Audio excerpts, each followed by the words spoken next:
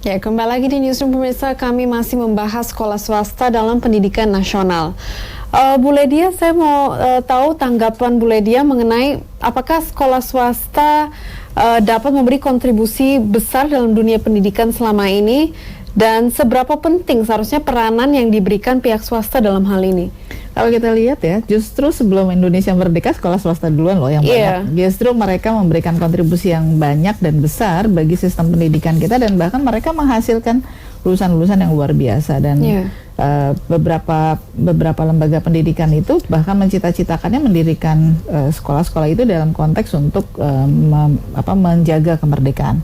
Jadi kan sudah jelas kalau dari situ ya kontribusinya. Tinggal bagaimana kemudian kontinuitas komunikasi antara pemerintah dengan pihak swasta ini, bagaimana kemudian pengembangannya. Kalau tadi disebutkan oleh Pak Erlangga terkait dengan 8 standar di dalam Sisdiknas, itu kan sebenarnya sudah disampaikan, bukan cuma yang harus mencapai standar itu bukan cuma sekolah swasta, sekolah negeri juga harus, gitu. Semuanya harus memenuhi standar itu.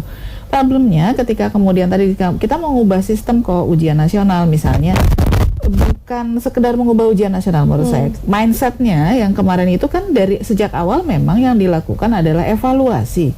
Ujian nasional itu adalah evaluasi. Kalau kemudian dirasa ini udah bertahun-tahun nih ujian nasional, tapi kita DPR selalu mengkritisi ini, kalau mau evaluasi, hasil evaluasinya apa?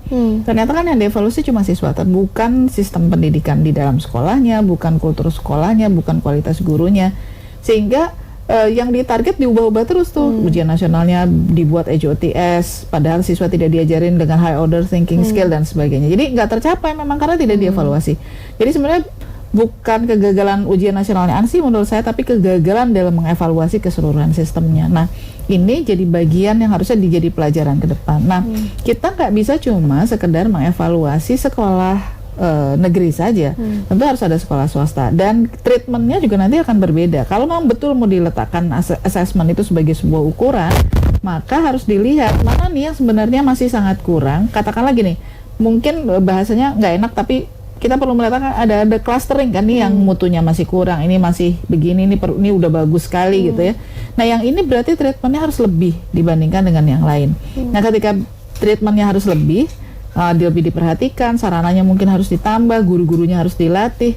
Itu kan perlu kesadaran betul dari pihak sekolah, baik negeri maupun swasta, dan juga dari pemerintah daerah, bagaimana kemudian melakukan treatment itu. Detailingnya apa harus jelas, sehingga nanti langkah-langkah ke depannya itu bisa lebih bagus. Karena saya sangat percaya kan tidak semua orang tua menginginkan menyekolahkan anaknya ke sekolah negeri. Mereka lihat bahwa ada sekolah swasta yang memenuhi dengan harapan mereka misalnya, atau mereka melihat dari sisi jarak, apalagi dengan kasus zonasi kemarin ya yang lalu ya. Dalam satu kecamatan tidak ada sekolah negeri, menyebabkan anak tidak bisa sekolah di sekolah negeri di kecamatan tersebut, karena kan hitungannya zonasinya kecamatan, sehingga dia pasti akan masuk sekolah swasta. Nah, dalam kondisi yang kayak gini, yang memang ternyata tidak bisa difasilitasi oleh pemerintah, harusnya ada endorse khusus gitu, baik oleh pemerintah pusat maupun pemerintah daerah, karena kewenangan pendidikan itu adanya di pemerintah pusat dan pemerintah daerah gitu. Baik, tapi Bu, apakah perlu dilakukan kajian mungkin secara menyeluruh lembaga pendidikan dan tenaga kependidikan dikelola oleh negeri dan swasta? Maksudnya antara sekolah swasta dan sekolah negeri dibedakan dalam segi peraturannya? Sebetulnya mekanismenya sudah ada, dengan sertifikasi guru saja itu sudah satu proses, cuma satu ya dari sekian banyak. Tapi itu udah lumayan bisa mengukur apakah guru-guru di sekolah swasta itu juga memiliki kualifikasi yang cukup memadai. Kemudian itu juga bisa melihat apakah di sekolah negeri juga cukup memadai. Karena pada saat ini masih ada guru-guru PNS yang memang ditempatkan di swasta sebagai bagian dari bantuan pemerintah. Jadi kalau konteksnya bantuan pemerintah tuh nggak mesti uang ya, tapi bisa jadi guru PNS yang ditempatkan di swasta. Tapi ini juga masih ada masalah, karena ternyata ada beberapa ketentuan terkait dengan ASN yang harus dipenuhi ya. Artinya mereka harus pindah dari tempat perguruan swasta itu.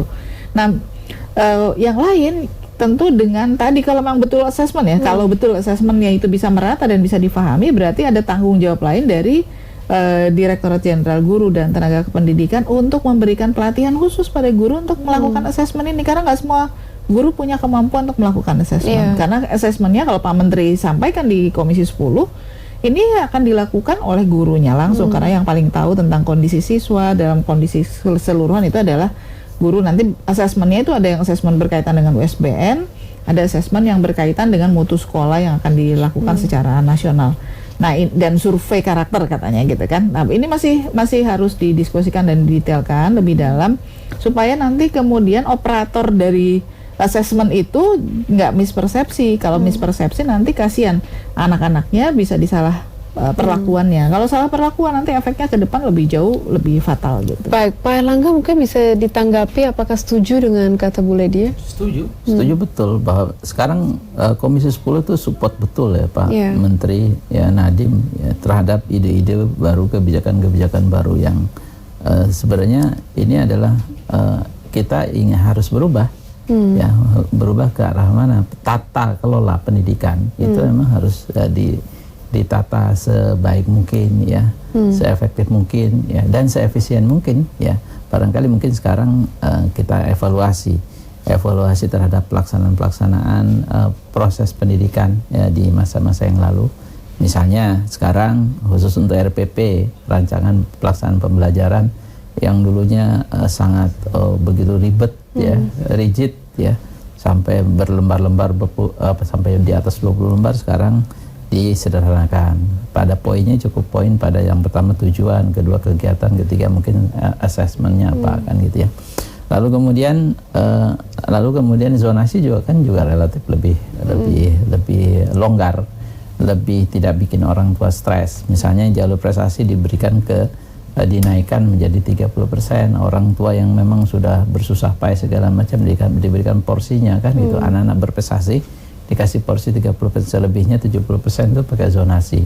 Zonasi yang pakai sistem lingkungan ya, itu 50% ya. Lalu kemudian anak-anak pemegang KIP anak-anak yang punya keterbatasan yang kurang mampu 15%, lalu kemudian orang boleh pindah zonasi sekitar 5%. Jadi memang itu sudah perubahan ke arah yang lebih bagus ya, solutif ya. Lalu kemudian soal penyelenggaraan ujian, di mana diselenggarakannya? Di sekolah. Karena apa? Karena sekolah itu memang tahu persis ya, dan memang mungkin variabilitas sekarang juga orang menilai anak itu lebih ke arah kepada numerik ya, lebih ke arah kuantitatif ya, lebih ke arah kecerdasan linier ya, dibandingkan dengan kecerdasan yang lain yang perlu bisa diperhatikan. Misalnya portofolio mereka tuh apa, anak-anak itu harus diapresiasi juga, itu bisa jadi bagian dari prestasi juga kan gitu. Lalu kemudian yang